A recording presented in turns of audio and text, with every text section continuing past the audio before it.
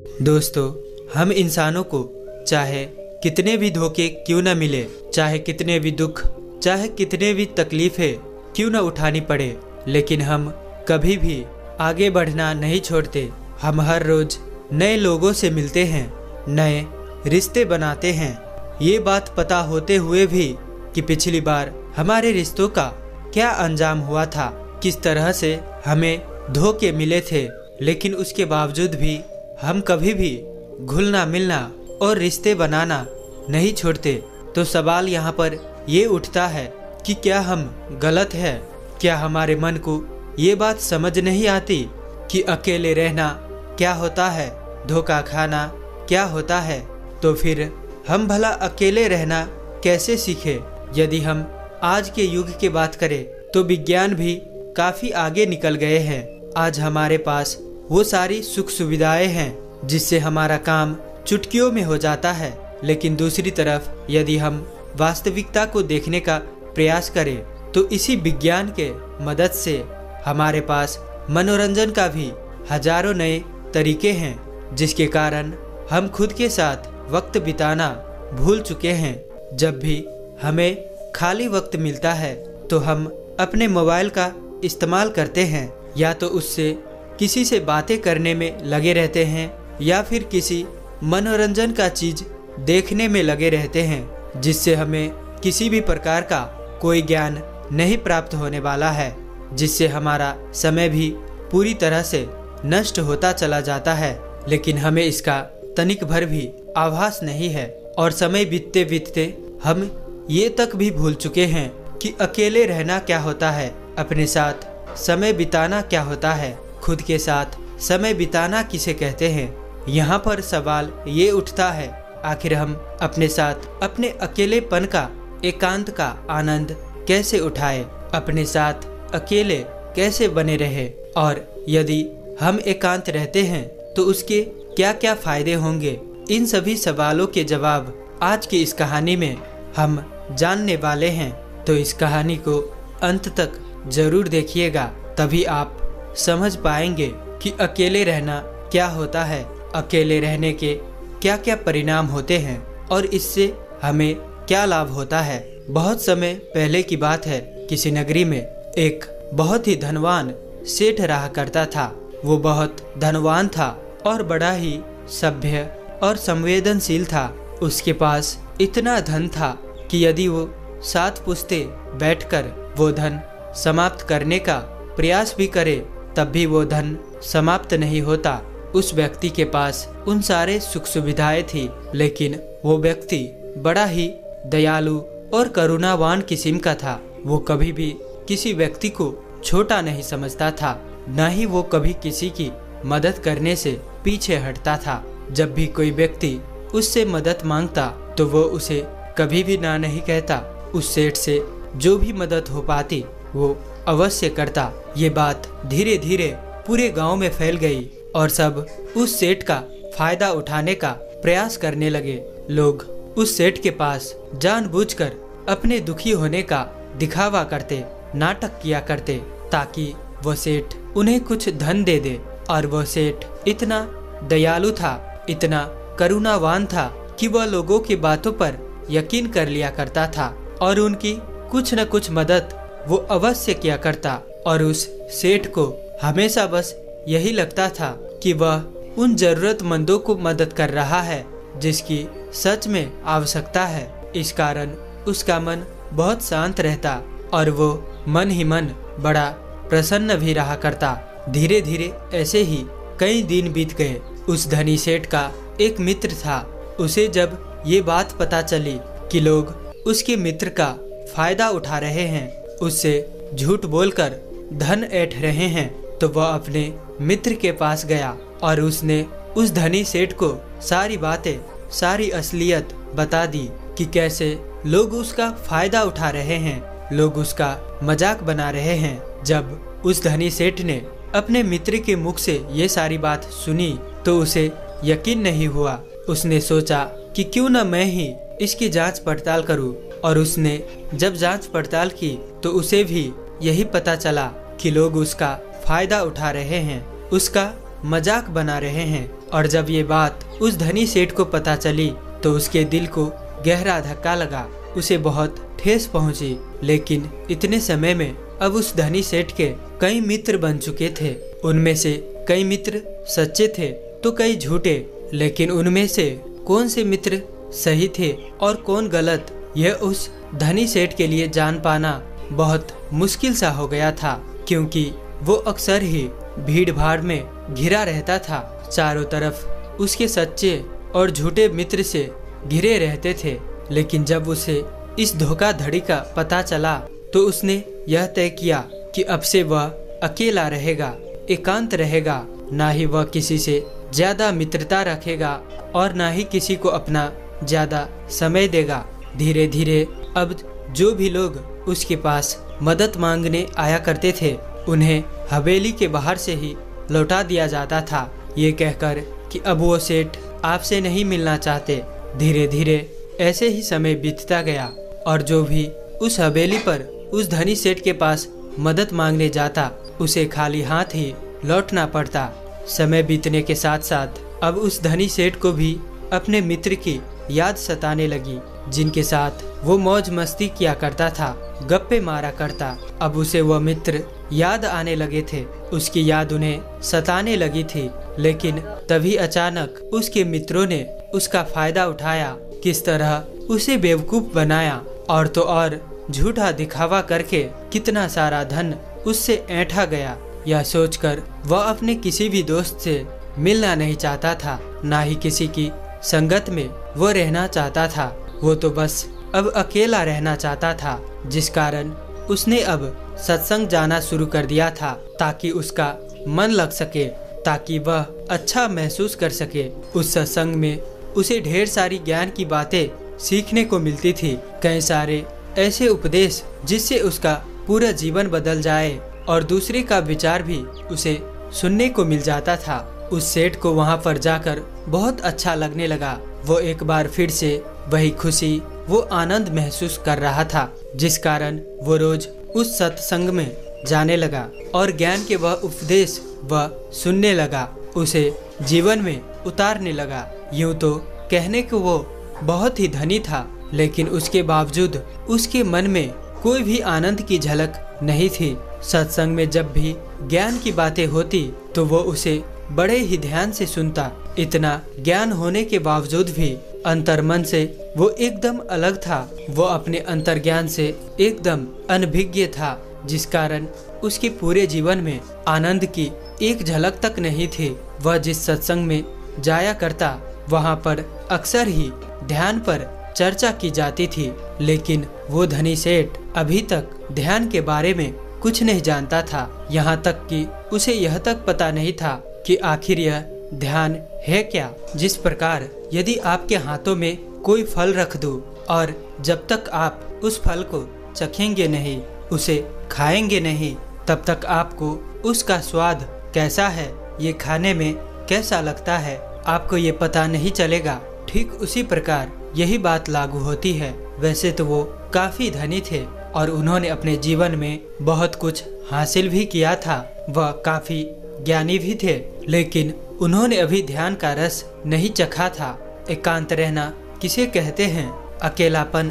क्या होता है, इन सब के बारे में उसे कुछ भी पता नहीं था। एक दिन वो धनी सेठ उस सत्संग में गया हुआ था, तभी वहाँ पर एक बौद्ध भिक्षु आए। वो बौद्ध भिक्षु बड़े ही ज्ञानी थे, उनकी ख्याति चारों ओर फैली हुई थी। उनके ज्ञान के बारे में प्रदेशों में चर्चाएं हुआ करती थी और आज उस धनी सेठ को भी एक मौका मिल गया था कि वह अपने आप को और भी ज्यादा ज्ञानी बता सके। उसे लगा कि वो बौद्ध भिक्षु को आज तर्क वितर्क में हरा देगा तो उसकी ख्याति दूर दूर तक फैल जाएगी, चारों ओर समाज में उसका नाम बढ़ जाएगा, उसकी इज्जत बढ़ जाएगी और लोग उसे अत्यधिक ज्ञानी समझने लगेंगे। ये सब सोचकर वह धनी सेठ मन ही मन बहुत ही प्रसन्न हो रहा था कि तभी वो बौद्ध भिक्षु बड़े ही शांत भाव से उसके पास से गुजरते हुए वे अपने आसन पर जाकर बैठ गए। सत्संग में तर्क वितर्क शुरू हुआ, लेकिन उस सेठ ने पहले से ही ये सोच रखा था कि वह किसी की भी उत्तर हो वो सही साबित नहीं होने देगा, जिस कारण वो सभी के उत्तरों को काटकर अपना उत्तर सबसे ऊपर रखता। और वह मन ही मन यह भी सोच रहा था कि जैसे ही ये बौद्ध भिक्षु तर्क वितर्क में हिस्सा लेंगे, मैं इन्हें ऐसा घुमाऊंगा कि यह कुछ भी नहीं कर सकेंगे। लेकिन दूसरी तरफ वो बौद्ध भिक्षु शांति पूर्वक ये सब देख रहे थे, सुन रहे थे और मुस्कुरा रहे थे। धीरे धीरे सत्संग खत्म हुआ, तर्क वितर्क भी खत्म हो गया। अब उस सेठ से रहा नहीं गया। वो ये सोचने लगा कि आखिर इतने सवाल जवाब के बाद भी बौद्ध भिक्षु ने क्यों कुछ नहीं कहा। वह सेठ उन बौद्ध भिक्षु के पास गया और उनसे कहने लगा, हे गुरुवर, मैंने आपकी बहुत चर्चा सुनी है, बहुत बातें सुनी है, लेकिन आपने यहाँ पर कुछ भी नहीं कहा। मैंने यहाँ तक सुना है कि आपके पास बहुत ज्ञान है, लेकिन फिर भी आपने यहाँ पर कुछ भी नहीं कहा। आप तो एकदम चुपचाप केवल बैठकर ये सब देखते चले गए। क्या आपको मेरी बातें समझ नहीं आ रही थी, या आपको ये लग रहा था कि आप मेरे सवाल जवाब से हार जाएंगे? वो बौद्ध भिक्षु उस सेठ की बात पर मुस्कुराने लगे और उस सेठ से कहते हैं, भंते, तुम्हारे तर्क वितर्क से मुझे कोई विवाद नहीं। मैं तो बस अपने अकेलेपन का, अपने एकांत का आनंद ले रहा था, अपने ध्यान के रस में डूबा हुआ था। ऐसी बात नहीं कि मैं तुम लोगों की बातें ध्यान से नहीं सुन रहा था, मैं उसे पूरी तरह से जागरूक होकर सुन रहा था, लेकिन मेरे मन को कोई भी प्रतिरोध नहीं था। यह सुनकर वो धनी सेठ उन बौद्ध भिक्षु से कहता है, आप क्या कहना चाहते हैं? तभी वो बौद्ध भिक्षु उस धनी सेठ से एक बार फिर मुस्कुराते हुए कहते हैं, बेटा, मैं जानता हूँ कि हर कोई ज्ञानी बनना चाहता है, वह अपने आप को सर्वश्रेष्ठ ज्ञानी मानता है, जिस कारण वो हर जगह से ज्ञान इकट्ठा करता है ताकि उसके ज्ञान के मामले में कोई भी उसे पीछे ना कर सके। लेकिन यदि कोई ज्ञानी व्यक्ति इस भूल में पड़ जाए कि वह सर्वश्रेष्ठ ज्ञानी है और उसे कोई नहीं हरा सकता, तो यह उसकी सबसे बड़ी भूल है। क्योंकि सबसे बड़ा ज्ञान तो यही है कि अपने ज्ञान का प्रदर्शन नहीं करना चाहिए, अपने ज्ञान को गिरा देना चाहिए, अपने आप को ये याद दिलाना चाहिए कि मैं अज्ञानी हूँ। ऐसा करने से आपके भीतर का अहंकार, आपके भीतर का वो घमंड पूरी तरह से टूट जाता है और तब आपका अनुभव आपके सामने आ जाता है। और वास्तविकता तो अनुभव में ही है। लेकिन लोग तो यहाँ पर ज्ञान की किताबें पढ़कर अपने आप को ज्ञानी समझ बैठते हैं। वे सोचते हैं कि जो ज्ञान उन्होंने अर्जित किया है वह तो किताबों का ही है। वो किताबी ज्ञान को ही असल सत्य मान बैठते हैं। और यही कारण है कि ऐसे लोग कभी भी एकांत का वह आनंद नहीं उठा पाते, क्योंकि वह तो बेवकूफों के तरह अपने ज्ञान को प्रदर्शन करने में लगे रहते हैं। उन बौद्ध भिक्षु की मुख से ये सारी बातें सुनकर उस धनी सेठ के दिल पर चोट सी लगी। उसे बहुत धक्का सा महसूस हुआ। उस धनी सेठ ने उन बौद्ध भिक्षु से कहा, आपके कहने का अर्थ क्या है? जब कोई व्यक्ति ज्ञान अर्जित कर लेता है तो उसके बाद उसे कौन सा रास्ता अपनाना चाहिए? क्या उसे अपनी ज्ञान के बारे में लोगों को नहीं बताना चाहिए? क्या ज्ञान लोगों को नहीं बांटना चाहिए? यह सुनकर वो बौद्ध भिक्षु उस धनी सेठ से कहते हैं, असली ज्ञानी होने की पहचान तो यही है कि वह अपनी ज्ञान से लोगों को सही मार्ग दिखाए, जिससे दूसरे व्यक्ति के मन में उठने वाले जो भी सवाल है, जो भी प्रश्न है, वो पूरी तरह से खत्म हो जाए। जब तुम किसी असली ज्ञानी व्यक्ति से मिलोगे तो तुम्हें यही देखने को मिलेगा कि वह कभी भी अपने ज्ञान का प्रदर्शन नहीं करते, बल्कि उनका एकांत ही, उनकी चुप्पी ही तुम्हारे सभी सवालों का जवाब दे दे। जरा एक बार के लिए ये सोचो कि तुमने इतना ज्ञान प्राप्त किया, इतने ज्ञान की बातें की, लेकिन इस ज्ञान का क्या फायदा जब तुम खुद ही अपने साथ रहना नहीं जानते, अपने एकांत, अपने अकेलेपन का आनंद लेना नहीं जानते? तो भला इतना ज्ञान इकट्ठा करके, इतना ज्ञान अर्जित करके क्या फायदा हुआ? जरा दिमाग लगाओ, सोचो कि क्या तुम अपने आप को अभी तक जान सके हो? उन बौद्ध भिक्षु के मुख से ये सब सारी बातें सुनकर वह धनी सेठ उनके चरणों में गिर पड़ा और उनसे कहने लगा, हे गुरुदेव, तो अब मुझे क्या करना चाहिए? मैं कैसे एकांत का लाभ उठा सकता हूँ? कैसे अकेलेपन का वो आनंद उठा सकता हूँ? वो बौद्ध भिक्षु उस धनी सेठ से कहते हैं, बेटा, मैं तुम्हें एकांत के स्वाद को चखने के लिए ऐसे 4 सूत्र बताता हूँ। यदि तुमने इन चारों सूत्रों को अपने जीवन में उतार लिया तो तुम अवश्य ही एकांत का रस चख सकोगे। तुम अपने अकेलेपन का, अपने एकांतपन का अनुभव कर सकोगे। और एक बार तुमने अपने अकेलेपन, अपने एकांत का अनुभव कर लिया तो तुम्हारा मन हमेशा प्रसन्न रहेगा, खुश रहेगा। तुम्हें किसी भी चीज की, किसी भी बाहरी मनोरंजन की कोई आवश्यकता नहीं पड़ेगी। तुम्हें किसी ऐसे व्यक्ति की भी कोई आवश्यकता नहीं पड़ेगी जिसके साथ तुम अपना समय बिताओ। और आनंद का ये रस परमानंद बन जाएगा और यह हमेशा तुम्हारे साथ ही रहेगा, तुम्हारे भीतर रहेगा और ये हमेशा तुम्हारे साथ ही चलता रहेगा। आगे वो बौद्ध भिक्षु उस धनी सेठ को पहला सूत्र बताते हुए कहते हैं कि अपने अंदर अपने आप को जानने की उत्सुकता को बढ़ाओ। तुम्हें यह जानना होगा कि तुम्हें खुद को जानना क्यों जरूरी है। हमने हमेशा ही एक सवाल जरूर सुना होगा कि खुद को जानना बहुत जरूरी है, लेकिन खुद को जानने के लिए हमें क्या करना चाहिए? तो यह सवाल ही आपका जवाब है। जब आप अपने मन में ये बैठा लेते हैं कि हमें खुद को जानना है, खुद को पहचानना है, तो यही सवाल आपको आपके जवाब तक ले जाता है। आप अपने आप के बारे में जानने के लिए प्रेरित होते हैं। लेकिन वहीं पर यदि आप ये सोचते हैं खुद को जानना क्यों जरूरी है, तो आप कभी भी खुद को जानने का प्रयास ही नहीं करेंगे। तो सबसे पहले ये जानते हैं कि खुद को जानना क्यों जरूरी है।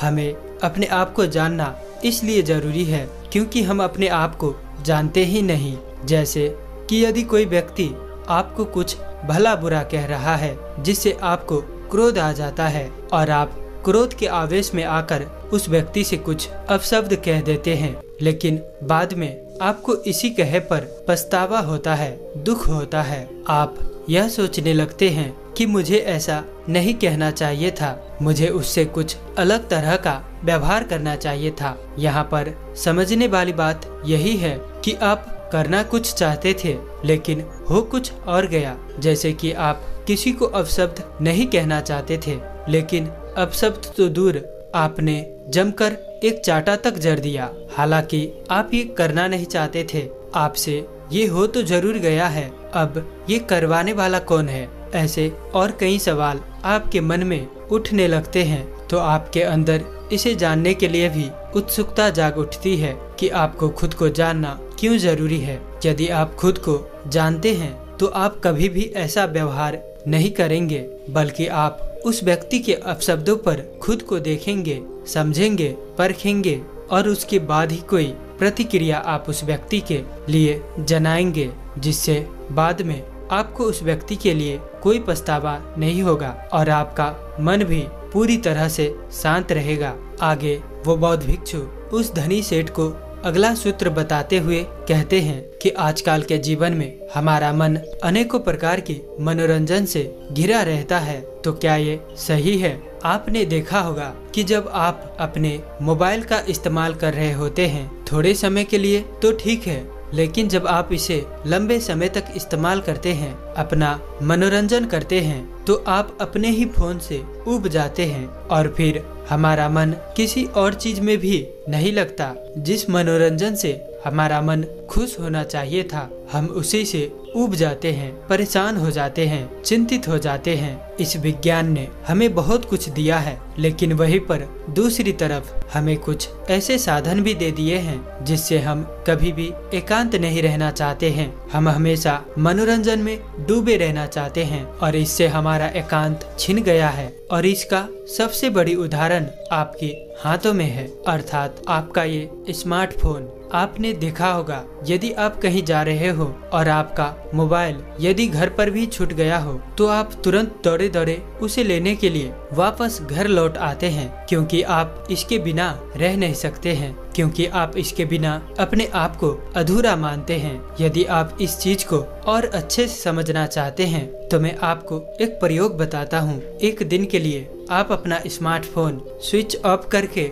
किसी ऐसी तिजोरी में रख दे जहाँ पर आप इसे चाह कर भी छू न पाए। इसी तरह से आपको पूरा अपना एक दिन बिताना है। यकीन मानिए आपको अपना ये एक दिन बिताना बहुत महंगा पड़ेगा, बहुत भारी लगेगा, क्योंकि जिस स्मार्टफोन के जरिए आप अपना पूरा समय, आप अपना पूरा दिन काट लेते हैं, जब वही आपके हाथों में नहीं होगा तो आपको अपना एक एक मिनट काटना बहुत मुश्किल लगेगा। लेकिन वास्तविकता तो यही है कि हमने अपने एकांत की बात को इन आविष्कारों के हाथों दे दी है, जिस कारण हम कभी भी अपने एकांत नहीं ढूंढ पाते हैं। हम एकांत का वो रस नहीं चख पाते हैं। आगे वो बौद्ध भिक्षु उस धनी सेठ को तीसरा सूत्र बताते हुए कहते हैं कि अपने आप को खाली रखो, क्योंकि आजकल लोग भाग दौड़ में इतना व्यस्त रहते हैं कि उनके पास अपने लिए तनिक भर का समय नहीं है, और जो थोड़ा मोरा समय हमें अपने लिए मिलता है